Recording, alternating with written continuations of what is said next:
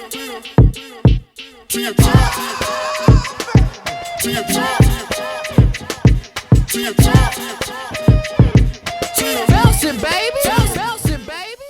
guys, welcome back to season 2 of Tia Talks NYC. And today we're here with a special guest, Sevndeep. Yo, what's up? How you feeling, Seven? I feel good, it's New York. I feel like today's a good temperature outside. So it's still cold, but it's still New York. So yeah. Yes, you didn't come with no jacket or nothing? It was Uber in the day. Oh, okay. Uber. Okay, he got money. No, not even. So Seven, tell me, so how long have you been in New York? 7 months. About 7 months, yeah. Okay, and you've been enjoying it? I love New York. My father's from Brooklyn, so like he would always, back in the day, I would always come back and forth from New York for the summers and everything like that. And I've lived in LA, I lived in Atlanta, I lived in DC. Yeah. And I've always wanted to kind of conquer New York as well. So I was like, the timing was right, and I was like, I'm just gonna move to New York. So it's been amazing since I moved here, actually. Yeah, so you're like a nomad. Yeah, very much. Cause like I've seen like you've been like in all these other states. Like, so do you feel like New York has like launched your career like exponentially other than the other states when you were like living there? I do think that. I feel like it's a certain type of like hustle and like vibe in New York. It's definitely for like eclectic artists like myself, different, and there's always something going on. There's so many different scenes going on at the same time. In LA, you might have one scene. In Atlanta, you might have one scene. New York has so much going on. There's so many different people here. So you meet a different person every night. There's something to do every day. You know what I mean? So I would say that it's definitely helped. Yeah. Yeah. And it seems like you've been outside. You're busy. People always say that, but I really be in the house. I'm busy. No, I be seeing you be at all the events. Now you're on all the flyers. Mm-hmm. So tell me, like, how does it feel, Sevndeep? I'm still I'm being honest. I'm kind of still taking everything in.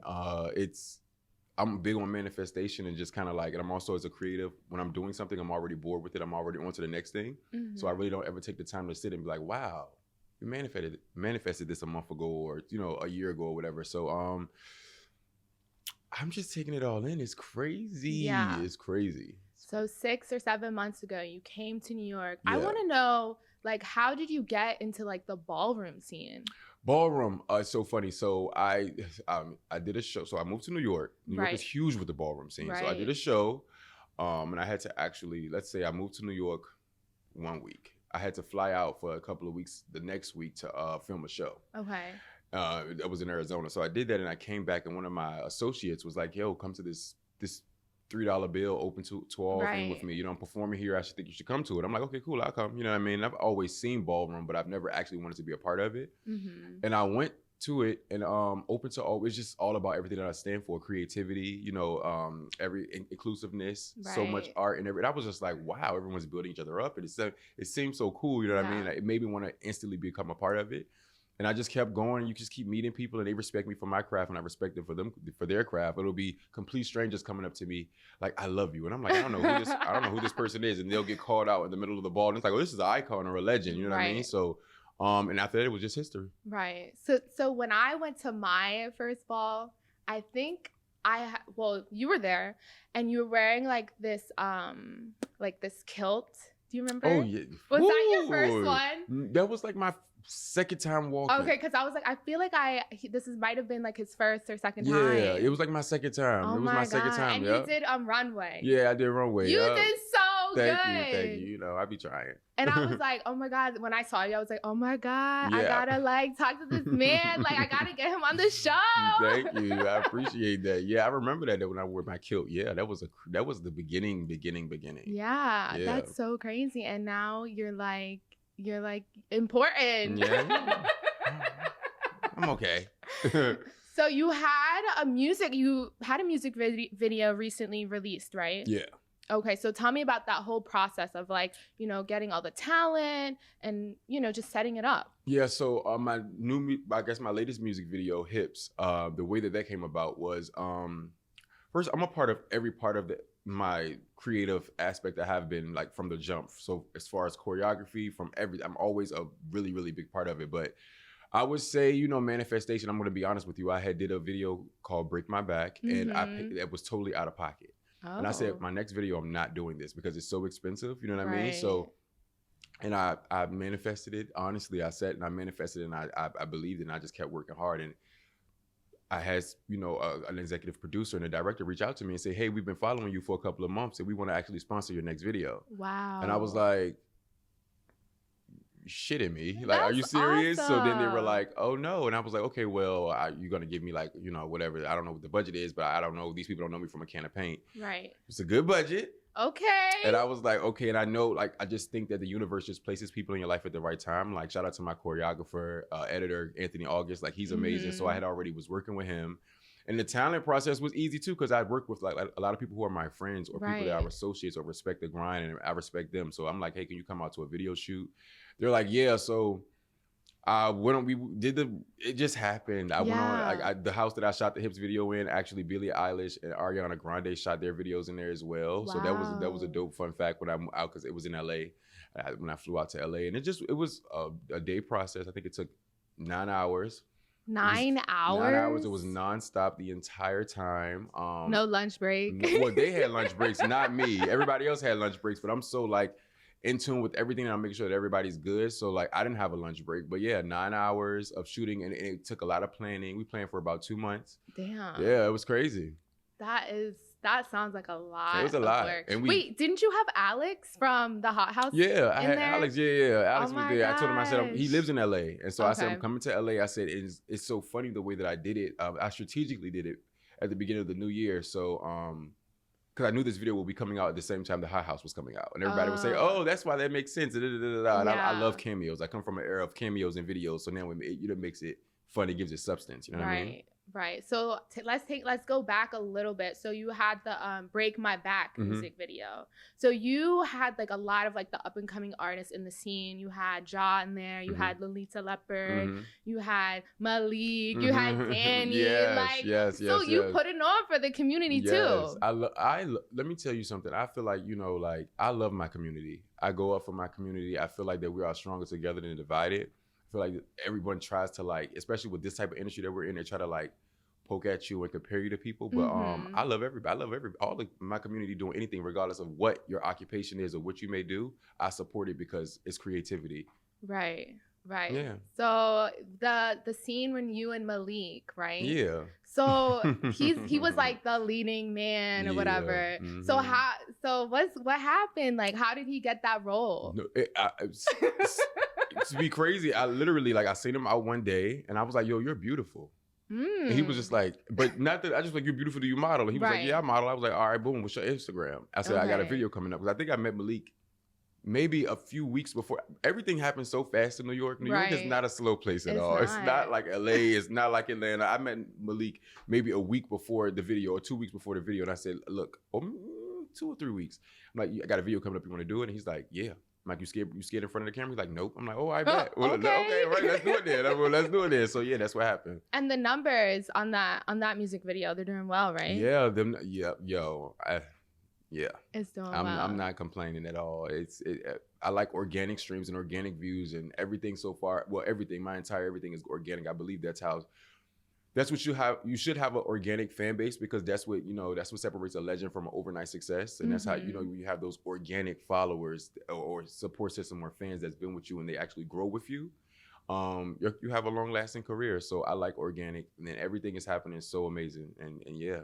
Okay. So I was in the Bigo streets. So you know Bigo? Yeah, I do know Bigo streets. Bigo, oh my God. I'm never on it, but people always say you should do Bigo. But what happened on the Bigo streets? So I was in the Bigo streets, and I was like, yeah, I have this interview coming up with Sevndeep, and this some man or whatever, he was like, oh, well, I want to ask a question. So this is from him through me to you. Okay.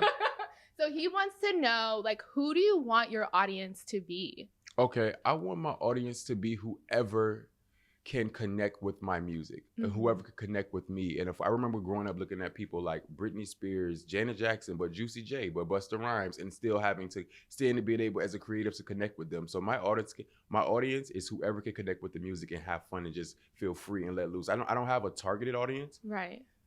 I can't say I'm just a queer artist because I'm not just a queer artist. You know, I'm more than I'm an artist first. You understand what I'm saying? So it's whoever connects with the music, and that's who my audience is gonna be. And so far, so good. I believe that in 2022 and just right now, we're still stuck on boxes, right? It's so stuck on this and gay and straight, and I'm just a vessel. I'm just a vessel. I'm just a person put on this earth to spew creativity and just listen to the universe and make art, and whoever connects with it. I'm not gonna try to police who is for and who is not for. Okay. Yeah. So when I say these 3 words, right, just tell me like what comes to your mind. Up and coming. What comes to your mind? Like 2 months ago, that would have came to my mind, but I'm not up and coming anymore because I'm here. Right. So I'm here now. It's my time. I'm good. I'm just, I'm waiting for everybody else to catch up. But up and coming, everybody else. They up and coming. Okay. Seven. I'm here. So man eaters. Yes. Right. Yes, that's man eaters. That's your fan group, right? Your fans. So how'd you come up with that name? Yo, it was the pandemic. It was the beginning of it. I don't think nobody knew what was happening. And it was funny because it was just funny how this song came about. I heard the beat and I remember missing the club because, that's the first thing that hit. Like, I like going out. I like listening to music. I'm outside. So I'm like, yo, I missed the club. And I heard it. And I'm thinking to myself, like, what does this beat make me want to say? Like, what would I say right now? And I actually just created the song. And it's funny, I don't even like the song anymore. Okay. I created the song. I wrote it. My little brother, who is a straight man, I rapped it for him. And he was like, okay, I like it. You're talking your shit. I like that. Okay, let's go record it. So I recorded it.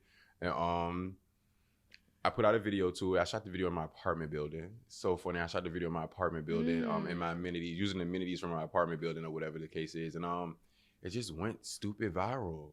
And and it's funny because you never know what people are going to connect with. And I'm like, you guys connected with this is what you guys want, right? So it's cool. It's kind of like frustrating too as like a video creator. You never know what like people like. You never know what you just put it out. So you just gotta like keep creating until like it just catches on. Yeah, it just catches on. And it's funny because the video had been out for maybe a month, and I think I put a snippet of it up on TikTok. And it went stupid viral on TikTok. Everybody was like, where have you been my entire life? Wow. Who is this person? I'm like, yo, this video been out for a month. Like, and then it went stupid viral from there. That's like truly like a beautiful thing that like everything you do is like organic and it's like, people are seeing it, So congrats to you. Thank you. So tell me about Hot Haus. How did you get involved and tell me about the experience working with Tiffany and all the other cast members. Like, I loved it. Thank you. And there's still episodes coming out. Tomorrow is a great episode. Well, I can't say tomorrow, but tomorrow's a great episode. Okay. So make sure you pay attention. Okay. But I get to perform tomorrow. I perform, and the entire cast performs tomorrow. It's gonna be amazing. But wow. Yeah, I was on Instagram and I saw that this post that said that Tiffany and Cupcake are looking for the next sex symbol, whatever the case is, and I've been offered to do reality TV before, but I've always I told myself another thing that I manifested, and it's gonna sound crazy, but it's the honest to God truth. Like, I'm not doing reality TV if they're gonna try to make me like a buffoon. I'm not one of those people that want to fight, argue, none of that. I'm an Aries, Leo. So like, it's nothing but a whole bunch of fire up in here. Leo. Yeah. So like, I gotta chill. I don't want to ever. I would like to protect my peace. So like, I saw this post and I'm like, yo.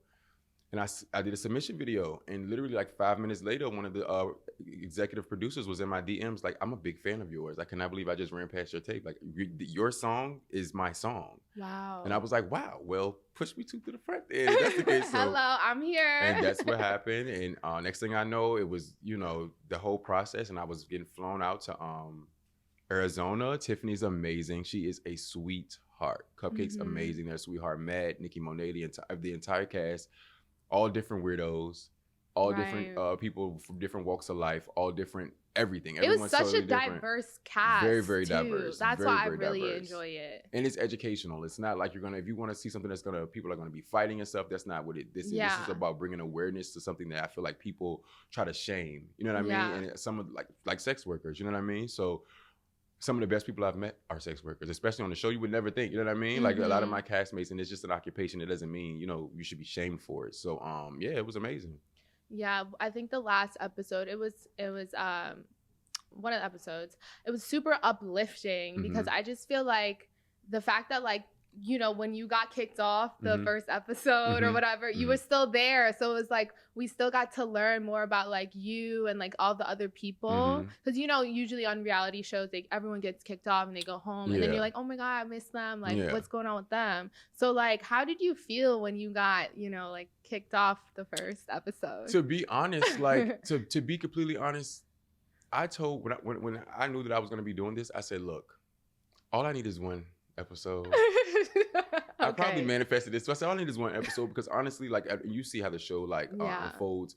We had to bring costumes and all types of stuff. I only brought looks. Okay. I only brought outfits. So I said, I just want to make sure that it kind of was like timing because I'm like, I really would like to be a judge, still get, you know, remain a mystery, look good, you know, still stay on so people can kind of get into me. But I really don't, you know, I don't want to compete, if that makes sense. And so it kind of was just like, everything just made sense. I didn't have no outfits. I didn't have no costumes and stuff. I just wanted to look good and just sit up there with Tiffany in New York and be drunk. And yeah, that's what I wanted to do. But so that the one outfit that you did have, I was making that the day of. Cash was. I had met Cash and I was like this, because they tell you, of course, like what it was supposed to be. So let me explain the challenge was that they learned something about you within that. So the reason why I had on a trash bag and I had like little diamonds on my little underwear or whatever is because mine was, I'm adopted. So mine was one person's trash is another person's treasure. So they could learn that I was adopted. Right. But I was thinking too hard. That's the Aries in me. Everybody else was just kind of like just winging it. So I'm like, damn, these motherfuckers winging. I thought we was going to have to sit up here and tell a whole, you know, but it didn't really. It was such an amazing experience that it didn't even feel like, I mean, you could see, like, it didn't feel like anyone was kicked off, if that makes sense. Right. I'm still living with these people. I didn't go off to a hotel. We're still living together. We're still filming together. They made it, the way that the producers did the show was amazing, and I really appreciate them. Shout out to Artie and Topher. Like, they did such a good job with just how they scripted it and everything. So, yeah, every episode, I'm like, damn, I look good. I look good. Okay. Everybody look nice. Okay, that's all that matters. So with working with Tiffany, like, how was her energy? Like, is she just like... She's sweet. Yeah. She is, mind you, this lady been doing this for over 20 years, right? Or however long she been doing it, you know what I mean? So she's already a pro, and it was just energy and everything like that, but she's super sweet. Like, that's the only thing I can say. She's so sweet. She's so nice. She's so kind. She wants to make sure everybody is okay. She's like, hey, Seven. It's stuff that they took out that I wish they wouldn't have taken out because me and Tiffany had such a good relationship. But whatever. I got some for the editors. Y'all had a bond. Yeah, we had a little bond. That's cute. So tonight, you have a performance as well at the Dance Ball. Yes, I do. Correct. So I've been seeing you on Instagram, preparing and stuff. I'm actually, what you've been seeing on Instagram is actually like a different performance tonight. Oh, okay. It's gonna be me. We rocking out. I love performing. That's like my first love. I grew up in the arts, on stage, dance kids. So like I really love performing. So yeah, tonight we just really gonna go in. We're gonna really, it's really, you know, I really like performing. We're really gonna go in. It's really gonna, you know. Yeah. Me bring all the masculine and feminine energy to the stage. That's what I do. Okay. All right. So I can't wait to see it tonight. Okay. Let's do it. Oh, you coming? You pulling up? Yeah. So I'm gonna be out there. Yeah. Okay. In the area. Okay. In the area. Oh, you're gonna be in the area? Oh, okay. I know what that means. Okay, in the area. I'll be in the area. But no, when I saw you perform at $3 Bill, you said this one thing that just like kind of like stuck with me. And I just want to say it. So you was on stage and you were like, I am like the it boy. So do you still feel like that? Yeah, absolutely. Like, how are you so confident? You know, I'm confident because if I don't believe me, nobody else will. I tell all creatives and all artists this, like, all of the greats that I believe that, you know, I look up to, they weren't humble in their art and their creativity.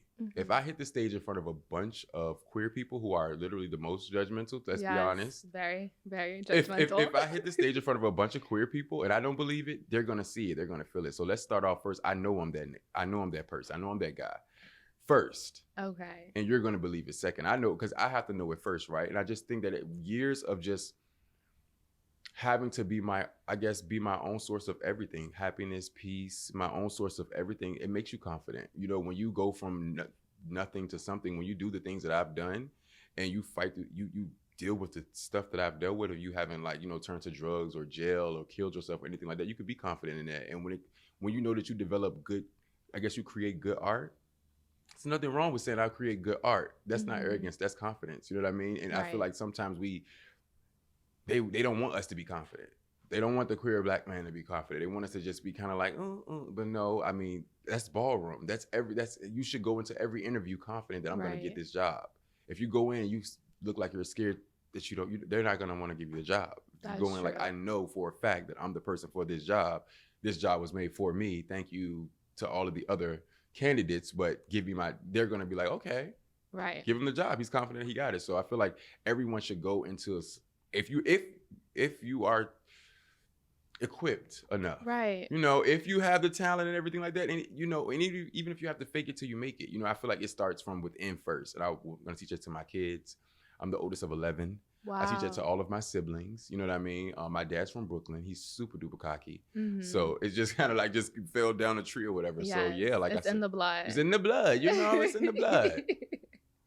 So what are you most excited about? I did see that you were very vocal about this like burlesque show that you are planning. Like what's going on with that? So yeah, me and my choreographer Anthony August and I and my business manager Nasir, we are planning a all males for now. I think I want to add some girls, but a burlesque show. Okay.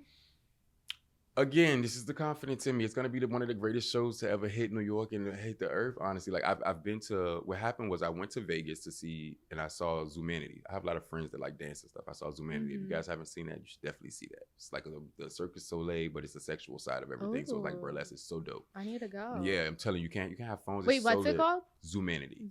Yeah, if you ever go to Vegas, check it out. And I've always wanted to do that. I'm a show boy. I grew up on stage. I grew up with acting. It doesn't just stop at music. I like everything. Acting, dancing, crowd participation, just all of these things. So, yeah, I've been wanting to do it for a long time, maybe like 3 years now. And now I finally have the team. I'm in the place, and I feel like, you know, I have the resources to do it. But when I do it, I want to do it effectively. So New York not cheap.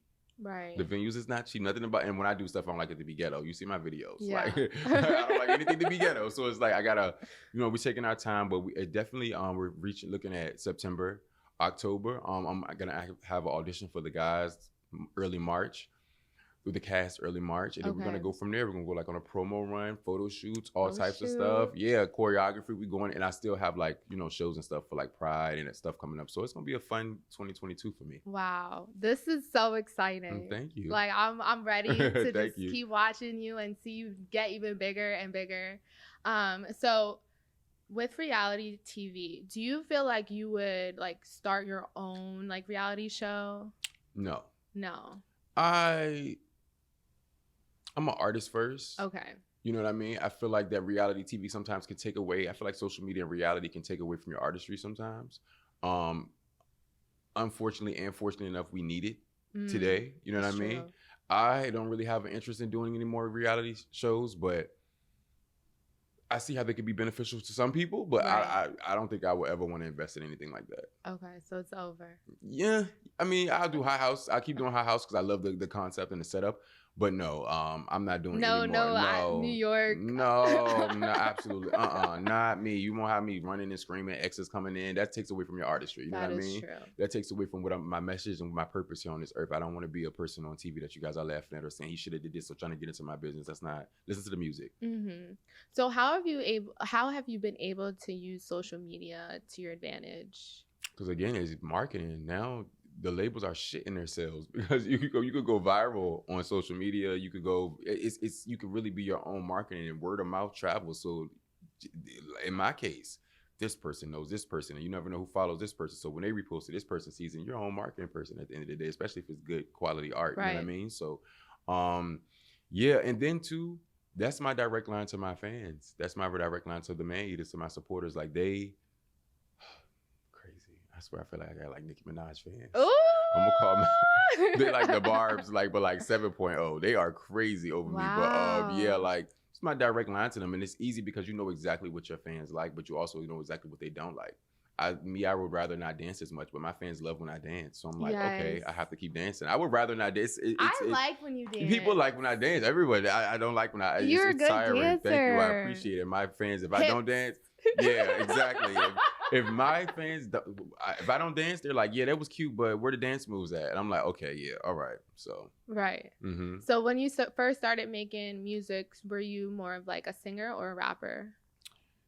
You know, I was, of course, still more a rapper, but I still try singing. You know what I mean? Like, I literally am one of those people. I don't know if it's the Aries, the creative, or just the person that just don't care in me, or the confidence, whatever you want to call it. I will try anything once. Like, I will try it, and if it doesn't work out, especially creatively, you never know who you're going to touch, who you're going to affect. And even some of those songs that I hate, people are like, that was my song. I'm like, oh, well, all right, well, I hated it, but. So being that, like, you're, like, originally from, like, the DMV area, right? Yeah. Like Virginia. Mm-hmm. So some people say it's the South, some people don't. Mm-hmm. Would you ever think about making like a country song? Yeah. Yeah. Mm-hmm. Yeah, I do a country. I can see it. I can do a country. You with like a black hat, yeah, with cowboy I can do a country. I can do a cowboy. I can do a cowboy song. Yup. I would love that. Don't get them no ideas, because it's gonna have to have a beat behind it and a dance. As long as you have a dance break, everybody's gonna be okay. Right. Right. So. What are you most excited about, like, for the next, like, 2 years? Like, what do you want to see? Like, if we're manifesting right now, you're on my show, manifest, like, what you want to happen. I really just, and I mean, I know sometimes we put too much emphasis on, like, purpose and stuff like that. It can stress you out. You know what I'm saying? When you're thinking about, sometimes we're just beings and we just need to be. But just me, for so long, I felt like I didn't live in my purpose. For so long, I felt like I took the back end of things in the back row, just whatever the case may be. I'm just excited to just keep creating and just to keep, I guess, continue proving myself right.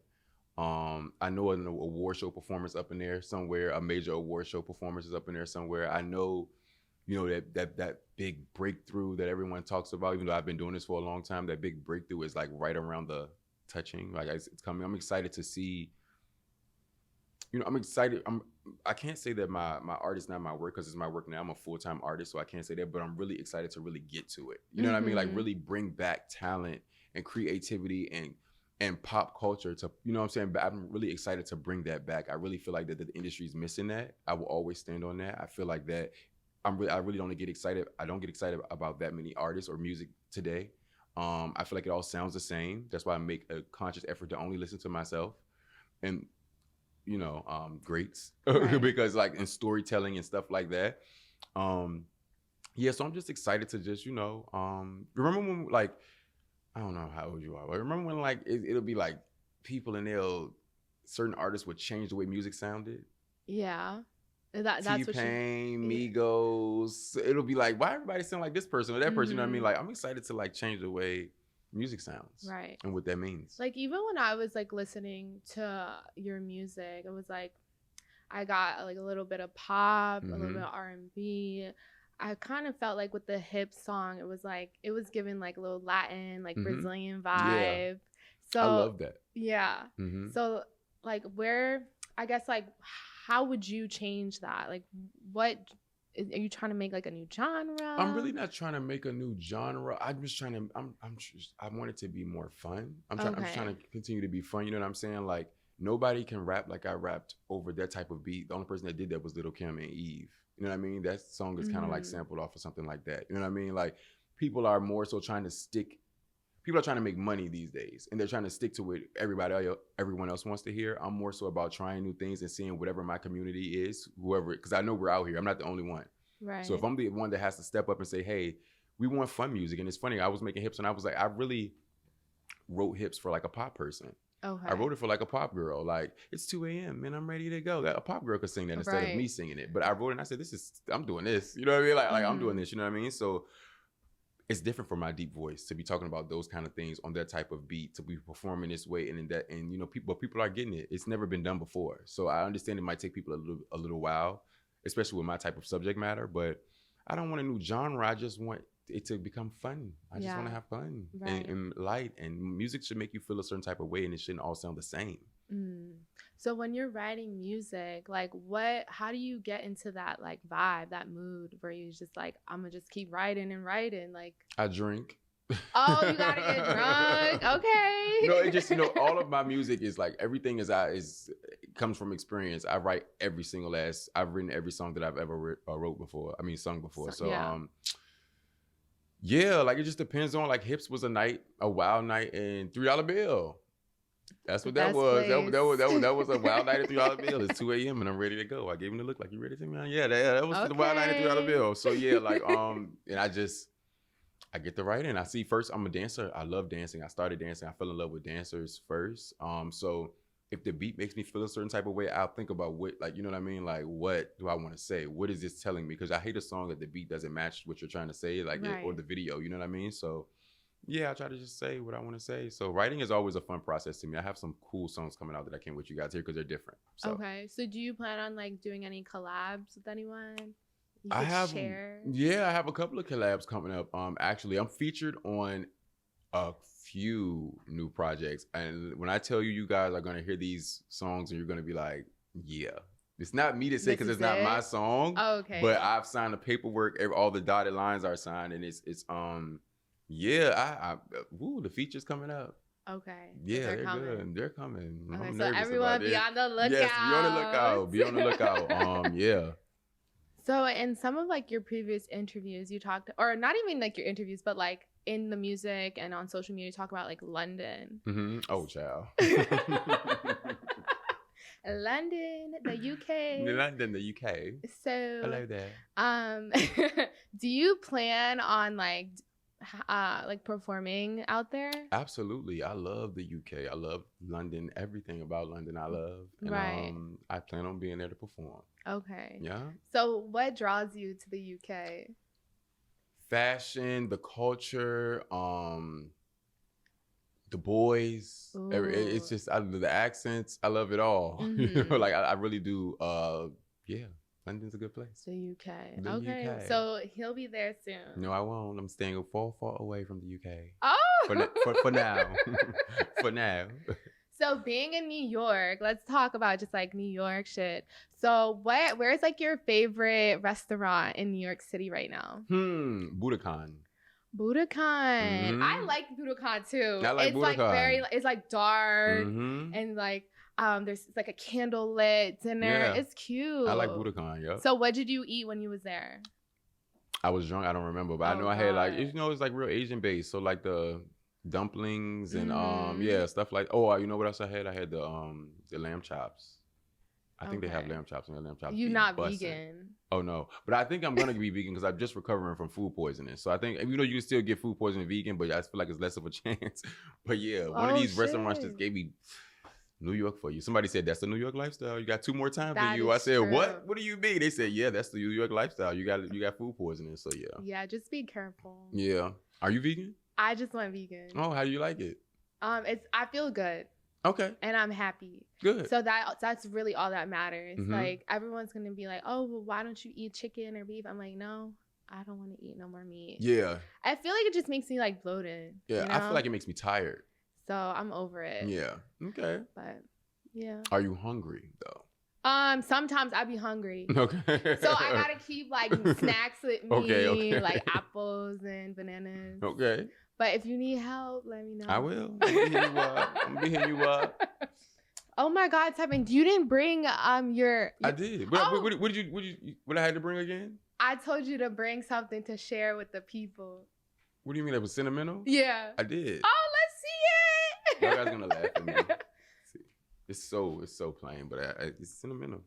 Look at me, gotta do all this. Some crystals that I got when I moved to LA. Oh, so you brought crystals. Why are these crystals sentimental to you? You know what? This is gonna sound so ghetto and funny. I don't forget what these mean, but I remember I lived in LA. I moved to LA, right? I moved to LA like in a dark time, right? And I remember that's when I first learned about like crystals and energy and all that a couple of years ago. And I went into the shop. LA's big on crystal shops and this and witches and warlocks and all this little weird stuff. So I go into the shop or whatever. And I'm looking at the crystals, and this is like maybe like 4 years. 4 years ago, 3 or 4 years ago. And I'm looking through the stuff, and I get these ones because whatever they mean, I forget. And they've been with me everywhere. Every state that I've lived in, they've been with me. I put them in my windowsill. They're always there. And I just feel super like protected. I like let the sun get them. Like, you know, the sun gets them. And I just always go like this before something or something. So they're a little sentimental. I don't know what they mean though. 3 crystals. If you could just show them to the camera. Yeah, here you go. These 3 ones, right? So if y'all, this is a good one. Whatever this is a good one. This is a good one, and this is a good one. Yeah, so if you know what those crystals mean, you know, just let us know. Well, thank you for bringing them with you. You're welcome. I appreciate it. Thank you. Seven, I'm so thankful for you to come in and like share a little piece of like your story. If you have like any like advice for any up and coming artists that live in New York that are just like trying to, you know, make it, what advice can you give them? The advice I would give to any up and coming artists, anywhere trying to make it is, again, if you don't believe in you, nobody else will. Don't dumb down your whatever. Your super, I call it magic. Don't dumb down your magic for someone else's magic.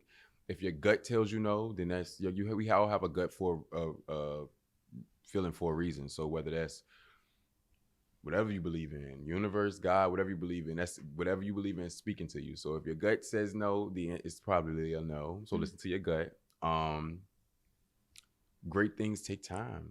I know we live in a situation and we live in a time now where everybody wants to be like an overnight sensation or go viral, but take your time, listen to yourself. And again, if you don't believe you, nobody else will. That was beautiful. Thank you. Thank you. Yes. And I hope the next time you come onto the show, you could give us a performance. Oh yeah, let's do it. You should come to my performance tonight since you're gonna be in the area, but you're gonna be she gonna be outside. I'll be outside. She gonna be outside.